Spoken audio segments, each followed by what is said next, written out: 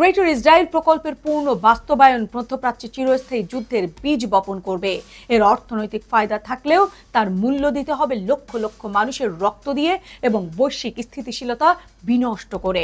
আমেরিকার খ্রিস্টান Zionist lobby বা পশ্চিমা বাণিজ্যিক গোষ্ঠীগুলো সাময়িক লাভবান হলেও দীর্ঘমেয়াদে এটি একটি ভয়াবহ অস্থিতিশীল অঞ্চল তৈরি করবে, যা বিশ্বের জ্বালানি ও বাণিজ্যিক নিরাপত্তাকে ঝুঁকিতে ফেলবে। শেষ পর্যন্ত গ্রেটার ইসরায়েল কি কেবল একটি অলীক কল্পনা হয়ে থাকবে, নাকি এটি কোনো মহাপ্রলয়ের সূচনা করবে, তা নির্ভর করছে বর্তমান বিশ্ব নেতৃত্ব এবং আঞ্চলিক প্রতিরোধের ওপর। মধ্যপ্রাচ্যের শান্তি কেবল তখনই সম্ভব হবে যখন প্রতিটি জাতির সার্বভৌমত্ব, ফিলিস্তিনিদের ন্যায়সঙ্গত অধিকারের স্বীকৃতি দেওয়া হবে। অন্যথায় আধিপত্যের এই লড়াই কেবল ধ্বংসই ডেকে আনবে।